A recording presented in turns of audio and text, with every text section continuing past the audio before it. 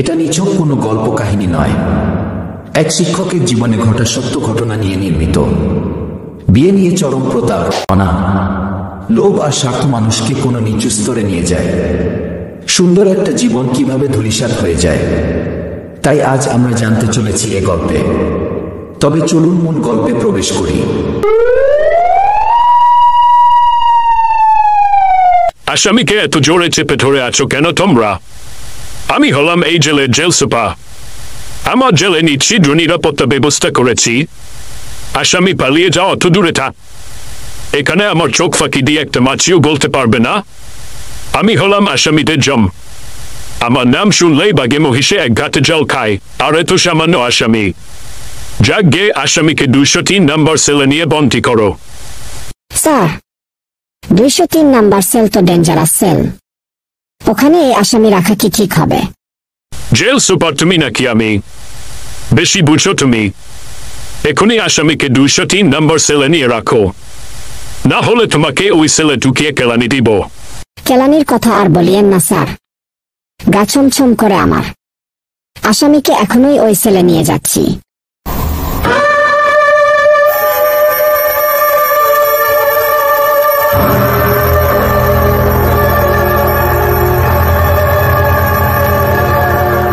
বেটা, তোর কপালটাই খারাপ, তাই তোর কপালে এই ডেঞ্জারাস 203 নাম্বার সেল পড়েছে।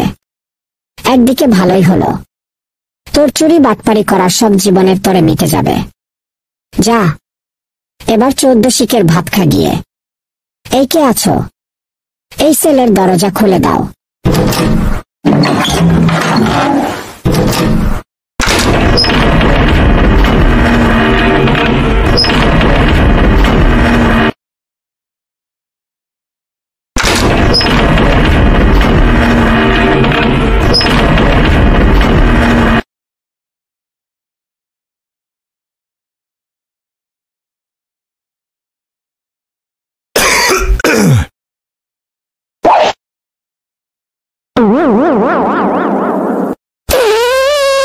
এত শব্দ আসতেছে কোথা থেকে? কাউকে তো দেখছি না, কেউ তো নাই। ওই পুলিশটা বলতো ছিল এই সেলটা খুব ডেঞ্জারাস সেল। ভূত প্রেত নাই তো আবার এই সেলে? আসতে না আসতেই ভূতের নজরে পড়ে গেলাম। কোথাও গিয়ে শান্তি নাই।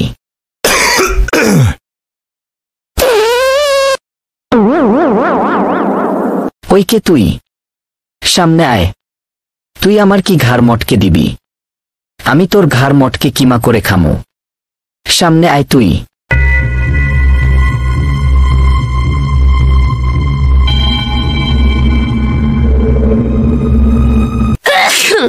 ভাই সাহেব, কি ভয় পাইছেন? কে কে কে? আমি রে ভাই। আপনি আপনি কি করছেন এখানে? কি আর করব, মামার বাড়ি বেড়াতে এসেছি, তাও 5 বছর আগে। ফাজলামি করেন আমার সাথে? ফাজলামি কই করলাম?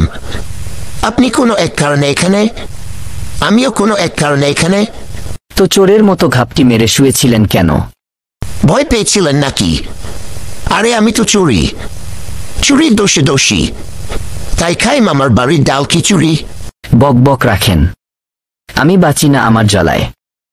আর তিনি বাজাইতেছেন রসের সারিন্দা। সারিন্দা বাজিয়ে তো আপনারাই আমার ঘুমের 12টা বাজাইলেন। সেলের দরজা কি কেচ কেচ মধুর শব্দ, ঘুম না ভেঙ্গে কি পারে? আমি বাপু ঘুমাই।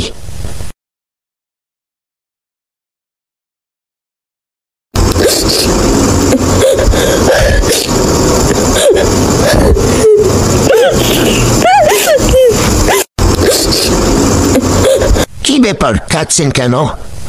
দুনিয়াতে চোখে জলের দাম আছে নাকি? আপনি চুপ করে থাকেন তো। আরে ভাই, এই 203 নাম্বার সেলে আমি 5 বছর ধরে আছি, কাউকে আমার সেলে দেয় না। আমি নাকি ডেঞ্জারাস পারসন? কথা বলার মতো কাউকেই পাই নাই আমি। অবশ্য প্রথম যখন এই সেলে আমায় ঢুকানো হলো, তখন পাগলের মতো করতাম আর চিৎকার করে নিজেকে নিয়ে দোষ দাবি করতাম। আমার পাগলামি দেখে একবার জেল সুপার এই রুমে এলো, আমি তাকে কামড়ে দিলাম। সেই থেকে আমি জেলের আতঙ্ক। আমার সাথে কোনো কয়েদিকে রাখে না ওরা, বেটারা দৌড়াইছে। ছাগলের মতো হাসতেছেন, চুপ করেন তো মিয়া। 5 বছর ধরে জেলে আছি, বাইরের দুনিয়ার খবর জানি না কিছুই। এখন বুঝি ছাগলেরাও হাসতে শিখে গেছে মানুষের কাজ কারবার দেখে। আপনি তো এতদিন বাইরে ছিলেন, বলেন তো আমায় সবিস্তারে। আরে ভাই, রাগ করছেন কেন? আমি তো চুপি ছিলাম ঘুমিয়ে ঘুমিয়ে। আপনার এই মাইয়া মানুষের মতো কান্নাই তো জাগিয়ে দিল আমায়। শুনেন ভাই, কেঁদে লাভ নাই। দুনিয়া আপনার কান্নার দাম দিবে না। দুনিয়া জানে শুধু তামাশা করতে। আমিও একদিন কেঁদেছিলাম, লোকের হাতে পায়ে ধরেছিলাম, কিন্তু কারো দয়া হয় নাই। কি হয়েছিল আপনার সাথে? কোনো আপনি আজ জেলে? আমি বিয়ে করেছিলাম রে ভাই। বিয়ে করে জেলে? কি বলেন? হ্যাঁ ভাই। বলেন কি? আমার মাথায় কিছুই তো ঢুকছে না। বলেন তো আমায়, কি হয়েছিল? বলে কি লাভ? আমার উপর মিথ্যা অভিযোগ কি শেষ হয়ে যাবে নাকি আমি ফিরে পাবো আমার হারানো 5 বছর? কিছু হয়তো হবে না, তাও বলেন আমায়। আমার বাবা মা নাই, কোনো একজন আমায় এতিমখানায় দিয়ে গেছে। আমি এতিমখানায় বড় হতে লাগলাম। আমি খুব ভালো ছাত্র ছিলাম। ওখানে থেকেই আমি একসময় গ্রাজুয়েশন শেষ করি। গ্রাজুয়েশন শেষে চাকরির জন্য চেষ্টা করছিলাম এতিমখানাতে থেকেই। একদিন এতিমখানার অধ্যক্ষ ম্যাডাম আমায় তার অফিস রুমে থেকে পাঠালেন।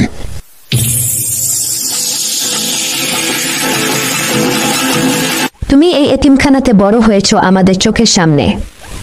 এখন তুমি গ্রাজুয়েশন শেষ করেছ। এখন তোমাকে এই এতিমখানা ছেড়ে দিতে হবে। গ্রাজুয়েশনের পর কাউকে এই এতিমখানায় রাখার নিয়ম নাই। আগামীকাল এতিমখানার আধিকারী আসবেন এতিমখানা পরিদর্শনে। তোমায় দেখলে কি জবাব দিব আমরা? তোমাকে আমরা সবাই ভালোবাসি, তাই নিয়মের বাইরে গিয়ে তোমাকে এখানে থাকতে দিয়েছিলাম। এখন এতিমখানার আধিকারীর সামনে পড়ে গেলে আমরা সবাই বিপদে পড়ে যাব। তাই তুমি এতিমখানা ছেড়ে চলে যাও। ম্যাডাম, আমি তো কোনো চাকরি এখনো পাইনি। কি করব? এত বছরে এতিমখানায় আছি, কেউ তো কোনো খোঁজ নেয় নাই আমার। কোথায় যাব আমি? বাবা, আমরা এখন নিরুপায়। তোমাকে আমরা কোলে পিঠে করে বড় করেছি।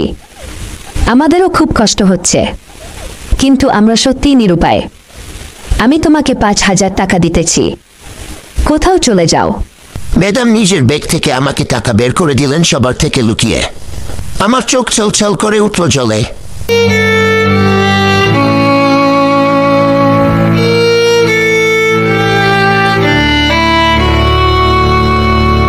ব্যাগ গুছিয়ে রওনা দিলাম আমি। ম্যাডাম ঠায় দাঁড়িয়ে থাকলেন অসহায়ের মতো। খুব ভালো ছিল মহিলা। হঠাৎ আমার মাথাটা ঘুরে উঠল, সব ঝাপসা মনে হতে লাগলো। ধমকে দাঁড়িয়ে গেলাম আমি। চারদিক ভালো করে আবার দেখে নিলাম। শত হোক, এখানে বড় হয়েছি আমি। আমার শত স্মৃতি জড়িয়ে আছে এখানে। কোথায় যাব, কি করব তা ভেবে অস্থির হয়ে গেলাম আমি। এরপর আবার চলতে শুরু করলাম মাথার উপর শূন্য আকাশটাকে সঙ্গী করে।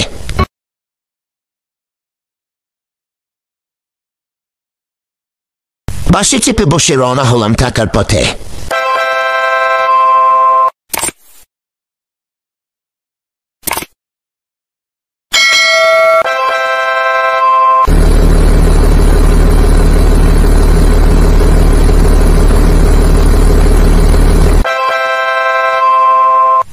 স্টেশনে নেমে যাত্রী ছাউনিতে বসে থাকি। কোথায় যাব, কি করব, কোনো কুল কিনারা পাই না। এই অচেনা ঢাকা শহরে কেউ আমার পরিচিত ছিল না।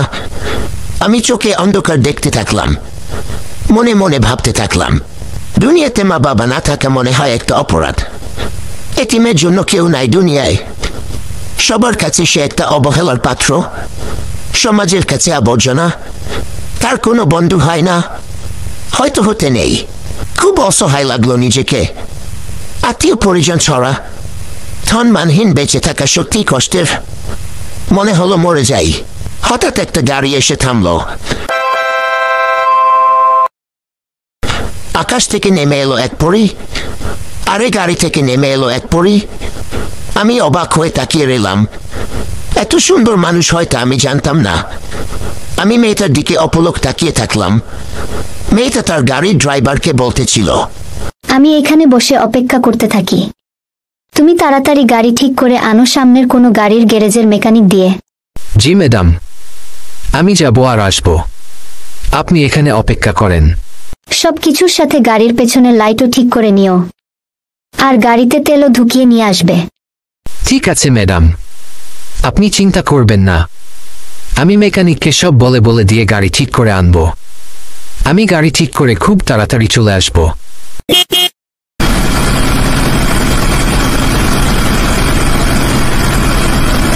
হ্যালো, আমি কি এখানে বসতে পারি?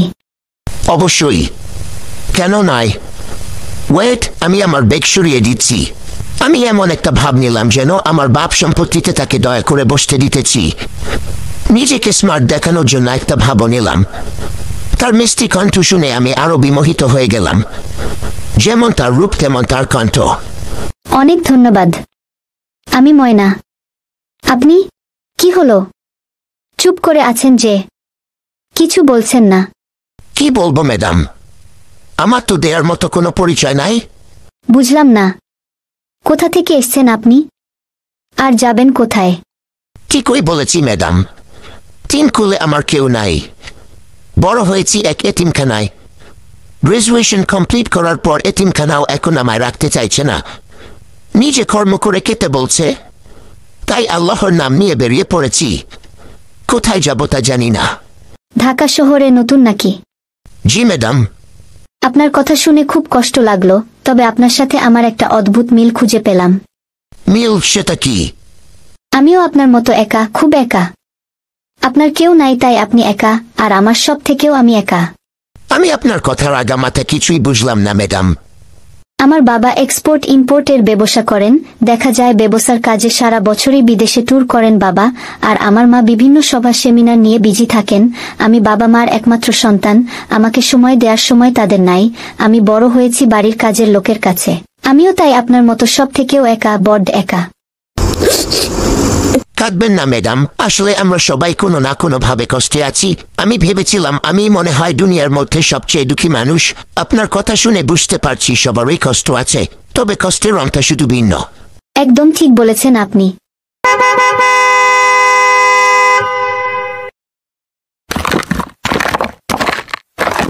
ম্যাডাম, গাড়ি ঠিক হয়ে গেছে, চলেন।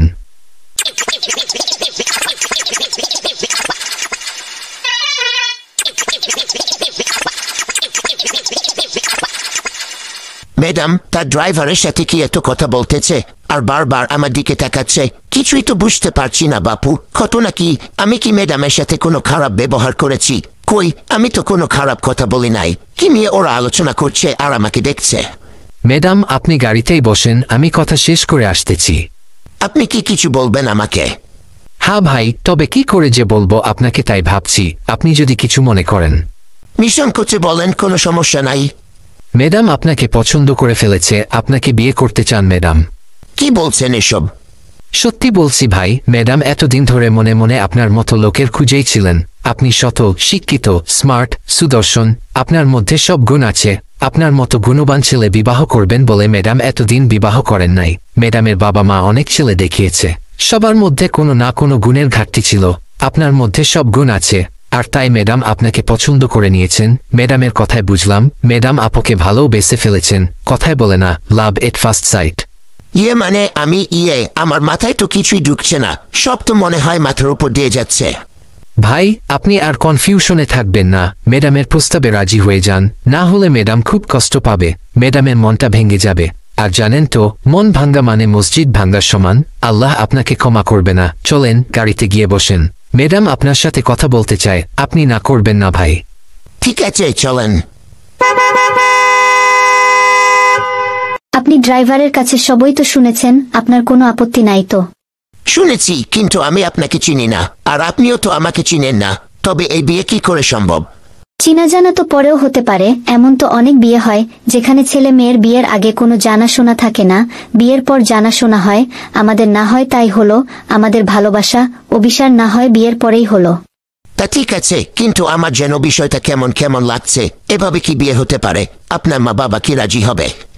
আমার বাবা মার জন্য আপনি ভাববেন না, আমি তাদের একমাত্র সন্তান। আমি যা করি তাই তারা মেনে নেয়। বিয়ে করে তাদের সামনে গিয়ে দাঁড়াবো। একবার বিয়ে হয়ে গেলে তারা মেনে নিতে বাধ্য, তাছাড়া আমি সাবালিকা, আইন আমার পক্ষেই থাকবে। আপনি আর আপত্তি করবেন না? চলেন, আজই আমরা বিয়ে করে নেই কোনো এক কাজী অফিসে গিয়ে। আজই বিয়ে? কি বলেন? আপনি মনে হয় আমাকে বিশ্বাস করতে পারছেন না।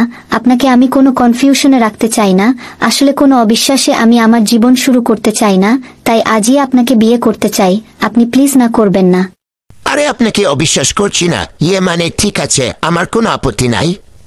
আরে আমি কি বোকার মতো কাজ করতে যাচ্ছিলাম, দেখেন তো। কেন, কি হয়েছে? আমরা বিয়ে করতে যাচ্ছি, কিন্তু বিয়ের কোনো শপিংই করিনি। চলেন কোনো শপিং মলে যাই, আমরা কিছু পোশাক আর কিছু জিনিস কিনি দুজনের জন্য। শপিং? কিন্তু আমার কাছে তো কোনো টাকা।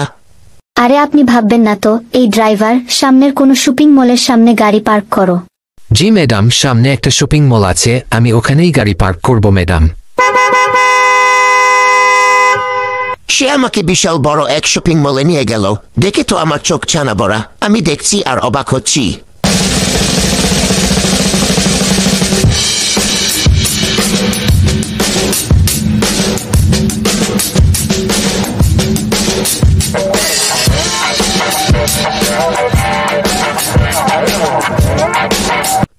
আমি জীবনেও এত বড় শপিং মল দেখি নাই, আর দেখব কি করে?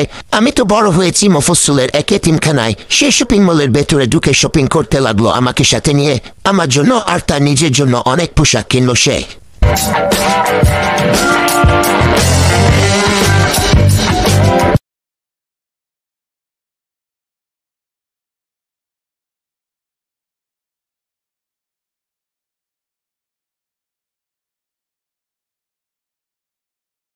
আরে এত পোশাক নিলেন কেন? আর বিল তো অনেক টাকা হয়েছে। সব বিল দিয়ে দিলেন আপনি একাই। আমি তো কোনো পেমেন্ট করতে পারলাম না। আসলে আমার কাছে তেমন টাকা নাই। আমি পেমেন্ট করেছি, তাতে কি? আমি পেমেন্ট করা মানে আপনার পেমেন্ট করা, আমার টাকা মানে তো আপনার টাকা। আমরা দুজন দুজনের সঙ্গী হতে যাচ্ছি, তাই এখন আর আমার তোমার বলে কোনো কথা নাই। এখন থেকে সব হবে আমাদের, বুঝলে মশাই? তুমি বলে ফেলেছি, ডোন্ট মাইন্ড। ইটস ওকে, তুমি আমাকে তুমি বলেই দেখো। আসলে তোমার কথা শুনে মনটা ভরে গেল। তোমায় যত দেখছি ততই মুগ্ধ হইতেছি। হয়েছে, আর প্রশংসা করতে হবে না। এখন চলো যাই।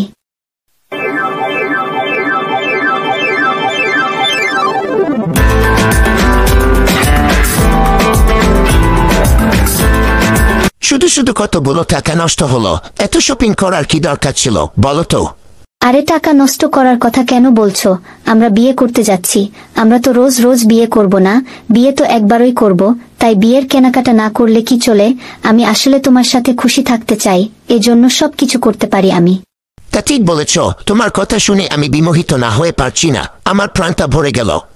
কিন্তু এখন তো পেট ভরতে হবে। হি হি হি, বুঝোনি?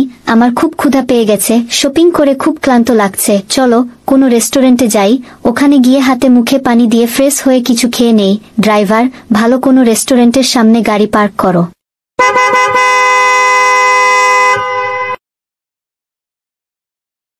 সে আমাকে নিয়ে গেল জাঁকজমকে ভরা এক রেস্টুরেন্টে। আমি তো বোকার মতো শুধু তাকিয়ে তাকিয়ে দেখছিলাম। কত মানুষ বসে খাচ্ছে রেস্টুরেন্টে, গল্প করছে নিজেদের মতো করে। আমি যেন নতুন এক দুনিয়া এসে পৌঁছে গেছি। মনে হলো এ যেন এক ভিন্ন জগৎ। আমার বিশ্বাস শেষ রইল না। কি হলো? কি ভাবছো? খাও।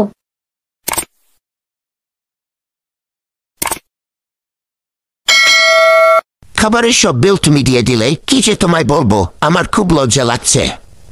আরে তুমি এত সংকোচ ফিল করছো কেন? আমি তো তোমায় আগেই বলেছি, আমি মানে তুমি, আর তুমি মানে আমি। আমরা একে অপরের পরিপূরক। এখন আমি বিল দিলাম, তোমার যখন সময় হবে তখন তুমি দিও। আসলে তুমি অন্যরকম। তোমার মনটা খুব ভালো, সবার থেকে আলাদা। তুমি একটা অনাথ ছেলেকে এভাবে আপন করে নিবে তা আমি ভাবিনি। এভাবে বলো না, কষ্ট লাগে। তুমি আর অনাথ নও। এখন থেকে আমি তোমার পাশে আছি সব সময়। এখন চলো কাজী অফিসে যাই। ড্রাইভার বলতেছিল ওর একটা কাজী অফিস পরিচিত আছে, সেখানে গেলে সহজে সব কাজ ওরা নিজের লোকের মতো করে নাকি করে দেবে। আর ড্রাইভার বলেছে বিয়ের সাক্ষীর ব্যবস্থা সেই করবে। আমার ড্রাইভার বেশ কাজের ছেলে। কি বলো তুমি? যাকগে, চলো রওনা করি কাজী অফিসে। আমরা রওনা হলাম কাজী অফিসের দিকে। এত কাজের মাঝে ও পার্লারে গিয়ে বসে যে আসলো। গাড়িতে বসে আমি অবাক হয়ে ওকে দেখছি। ওকে সত্যি হুড়পড়ির মতো লাগছে।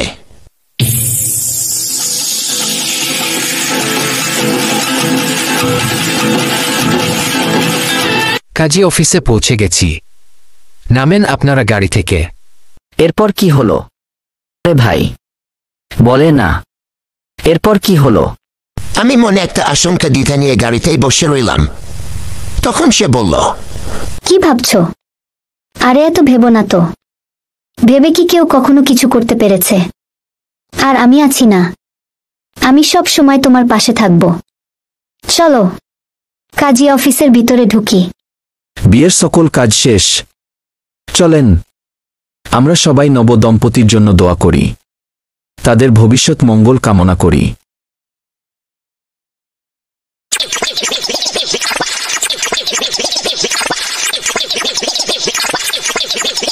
আমিন আমিন। আমিন। যাক, ভালোই ভালোই বিয়ের কাজটা মিটে গেল। তো কাজী সাব, কাবিন আমার কাজ, বিয়ে পড়ানো, সাক্ষী স্বাক্ষর সব তো নেয়া শেষ। আর তো কোনো কাজ বাকি নাই। আপনার ফিটাও তো দেয়া হয়ে গেছে। অনুমতি দিলে আমরা এখন চলে যেতাম। অনেক শুকরিয়া আল্লাহ পাকের নিকটে, সব কাজ তিনি ভালোই ভালোই মিটিয়ে দিয়েছেন।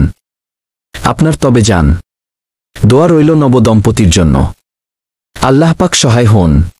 চলেন আমরা এবার যাই সবাই।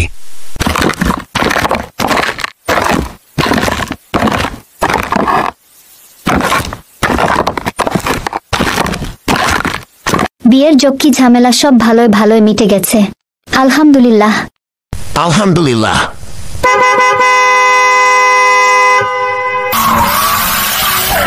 নতুন জীবন শুরু করতে যাইতেছি। আমার যেন কেমন ভয় ভয় লাগছে, আর কেমন লজ্জাও লাগছে। তাই বুঝি? আরে ভয় পেও না, আমরা এখন একসাথে আছি। কিসের ভয়? আমরা করব জয়। ঠিক বলেছ, আমরা সব কিছু জয় করব আমাদের ভালোবাসা দিয়ে। তবে নতুন বিয়ে করেছি, তাই লজ্জা বেশি লাগছে। ওর দিকে তাকিয়ে দেখি, ও যেন লজ্জায় লাল হয়ে গেছে। ফর্সা মানুষ তো, তাই দেখলাম ওর গাল কমলার মতো টসছে লাল হয়ে গেছে লজ্জায়। আমার মনে রোমাঞ্চ রোমাঞ্চ লাগতে থাকলো। আমরা দুজন দুজনের চোখের দিকে তাকিয়ে হারিয়ে গেলাম প্রেমের সাগরে।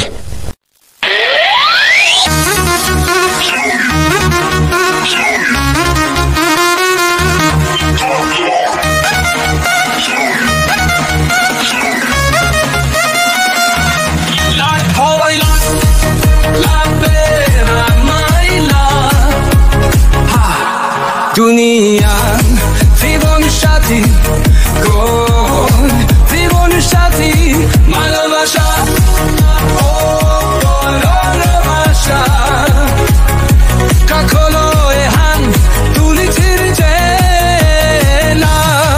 ও আর ঢালে বাসা আমার ছিল সাথী। Chakalaka, chakalaka, chorachula. Kana mana penda pele chakalaka. Chakalaka, chakalaka, chorachula. Kana mana penda pele chakalaka.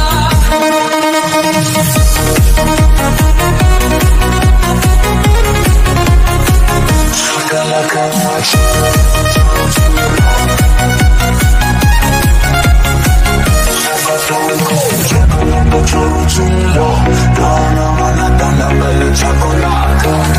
oh my love, chakalaka, tumi amar life ka mar chakalaka, chakalaka, chakalaka, chakalaka, chakalaka, len hot to phayar chokhano ha, chhoriyo na, chakalaka.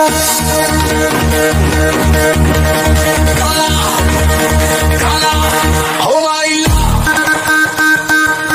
chakalaka. তুমি আমার life দাও তোমার চাকালাকা, চাকালাকা, চাকালাকা, চাকালাকা, চাকালাকা, লাখো চাকালাকা, কোনো হা ছাড়িও না, ছাড়িও না, ছাড়িও না, চাকালাকা।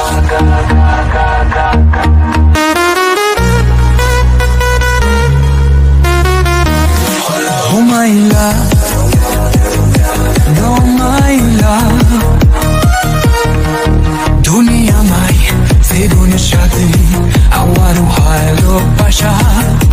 ও আমার ভালো ভালোবাসা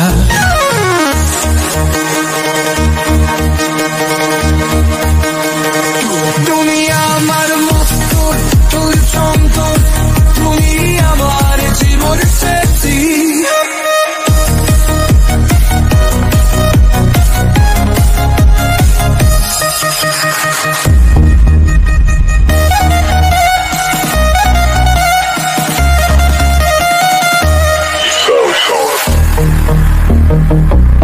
ওমাগো ড্রাইভার গাড়ির ব্রেক জোরে টান দেয়, আমরা একটা ধাক্কা খেলাম আর আমরা অলি কল্পনা জগৎ থেকে বাস্তবে ফিরে এলাম।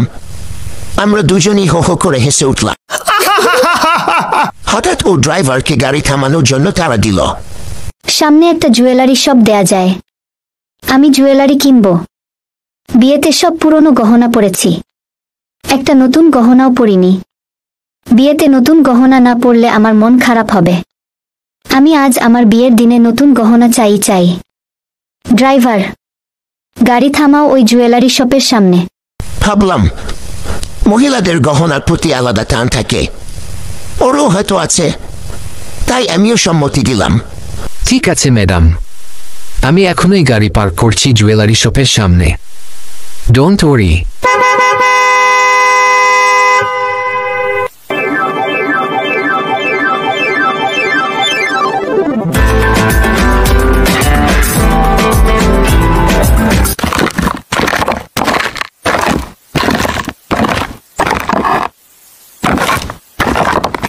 আমাদের জুয়েলারি শপে আপনাদের স্বাগতম।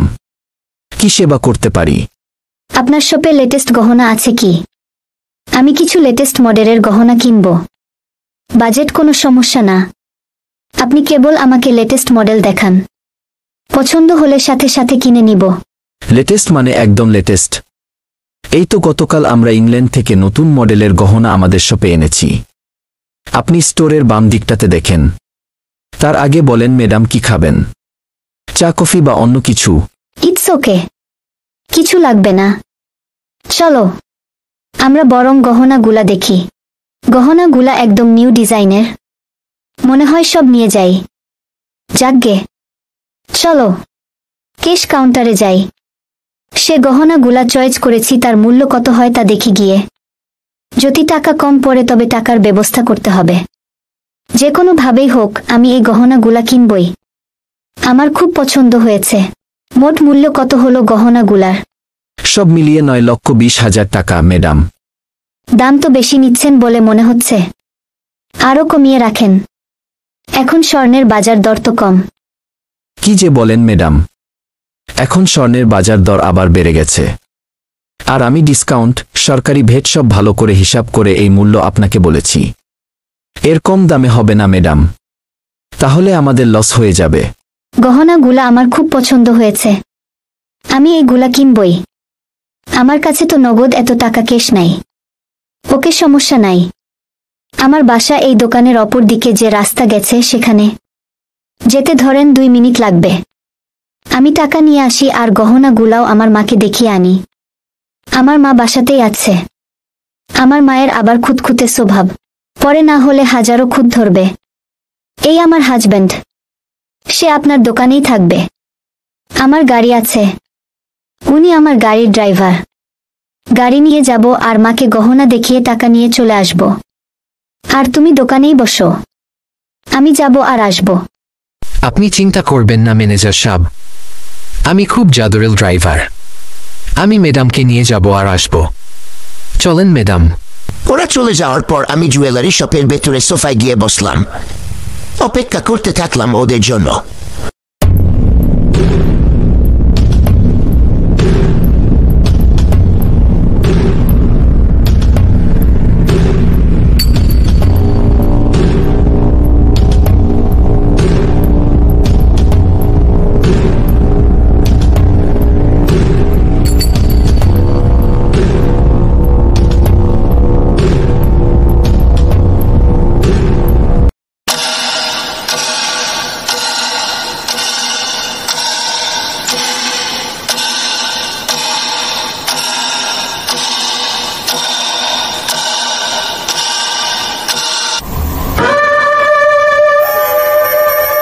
আপনার ওয়াইফ বলল রাস্তার ওপাশে বাসা। যেতে 2 মিনিট লাগবে। 2 মিনিটের কথা বলে আপনার ওয়াইফ সেজে গেল। বিকেল গড়িয়ে সন্ধ্যা। সন্ধ্যা শেষে এখন রাত 12টা। এখনো তো এলো না। আপনার ওয়াইফের বাসা কোথায়? তা তো জানি না। জানেন না মানে? আপনার ওয়াইফ আর আপনি তার বাসা কোথায় তা জানেন না? কি বলছেন এসব? মানে আজকে মাত্র বিয়ে হয়েছে তো আমাদের, তাই। আপনার ওয়াইফের ফোন নাম্বার বা বাসার ঠিকানাটা দেন। ফোন নাম্বার বা বাসার ঠিকানা এসব তো কিছুই নাই আমার কাছে। কিছুই নাই আপনার কাছে? ফাজলামি করেন আমার সাথে? আমি সব বুঝে গেছি। দাঁড়ান, আপনার ফাজলামি আমি বার করছি এখনই।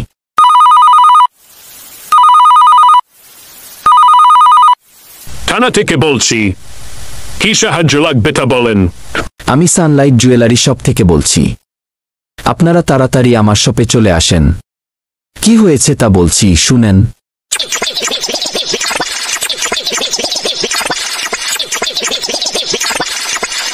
এই সেই কালপিট। এই শপের 9,20,000 টাকার গহনা তার সঙ্গীদের দিয়ে পাচার করে দিয়েছে। আমি অনেক জিজ্ঞাসাবাদ করেছি, কিন্তু কিছুই বলছে না। বলবে থানায় নিয়ে $2 দিলে গড় গড় করে সব বলবে। স্যার, আমাকে ছেড়ে দেন। বিশ্বাস করেন, আমি কিছু জানি না। আমি কিছু জানি না? তুমি তো কচি খোকা। চল থানায়, 2 ঘা দিয়ে তোকে সব জানাইতেছি।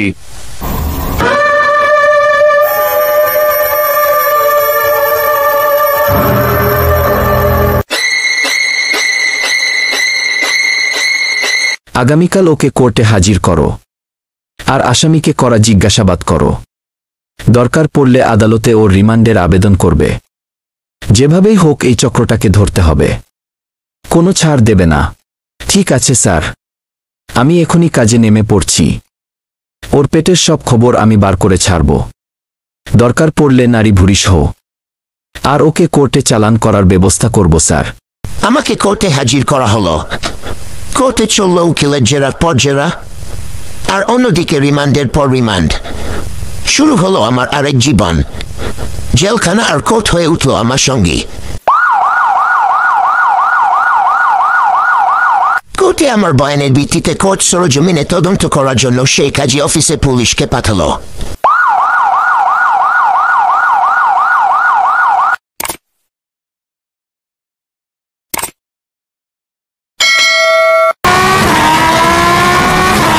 পুলিশ গিয়ে দেখল ওখানে কোনো কাজী অফিস নাই, আছে কফি শপ।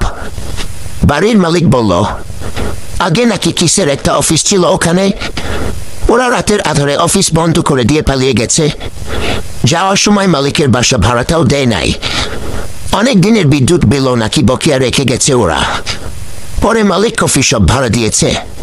কোর্টের নির্দেশে তদন্ত করে দেখা গেল ওই তারিখে কোনো বিবাহ সংঘটিত হয় নাই। বিবাহ রেজিস্ট্রিতে কোনো তথ্য নাই। মানে কাজী অফিস ভুয়া, কাজী ভুয়া, বিবাহ ভুয়া। দিগুজেরা তদন্ত আর রিমান্ডের পরে আমার 5 বছরের জেল হলো। পুলিশ অনেক চেষ্টা করে ওদের ধরতে পারেনি। ধরবে কি করে? ওরা কি আর এক স্থানে থাকে? কোনো স্থান বদলায় ওরা, রং বদলায় গিরগিটির মতো। জেলে কেউ কখনো আপনার খোঁজ করেনি? কে খোঁজ করবে আমার? এতিমখানায় বড় হয়েছি আমি। এতিমখানায় বড় হওয়া অনাথকে কেউ খোঁজে নাকি? আজ আপনাকে যে কথাগুলো বললাম, সেদিন আমি চিৎকার করে সবাইকে বলেছি, কিন্তু কেউ আমার কথা বিশ্বাস করে নাই। বিশ্বাস করবে কি করে? আমি যে আমার কথার সপক্ষে কোনো প্রমাণ দিতে পারিনি, নিজেকে নির্দোষ প্রমাণ করতে পারিনি। কেটে গেল জেলে 5টা বছর। আজ আমার জেলের শেষ দিন। কাল মুক্তি দিবে আমাকে। জেল থেকে বের হন তিনি। ততদিনে অবশ্য তিনি পুরোপুরি মানসিকভাবে ভেঙে পড়েছেন। তিনি চলে যান তার মাতৃতুল্য এতিমখানার অধ্যক্ষ ম্যাডামের কাছে। গিয়ে দেখেন সেই ম্যাডাম রিটায়ার করে নিয়েছেন, নানাবিধ ব্যাধিতে সজাক্ত। অধ্যক্ষ ম্যাডাম তাকে বেশ সাহস যোগান। তিনি একসময় শিক্ষকতাকে পেশা হিসাবে বেছে নেন। শুধু পেশা বললে ভুল হবে। তিনি কোমলমতি ছেলে মেয়েদের শিক্ষা দিতেন ন্যায়পরায়ণতা, সততা, নৈতিকতা, যা তার পেশাকেও ছাপিয়ে গিয়েছিল। একসময় তিনি সবার প্রিয় শিক্ষক হয়ে উঠলেন। নাম পরিচয় প্রকাশ না করার শর্তে তিনি তার জীবনে ঘটে যাওয়া ঘটনাটি আমাদের বলেছিলেন শুধু শিক্ষা নেয়ার জন্য, তাই এই মহান শিক্ষকের নাম পরিচয় প্রকাশ করা হলো না। আমরা চলার পথে শুধু এর থেকে পাওয়া শিক্ষাটাকে অনুসরণ করব।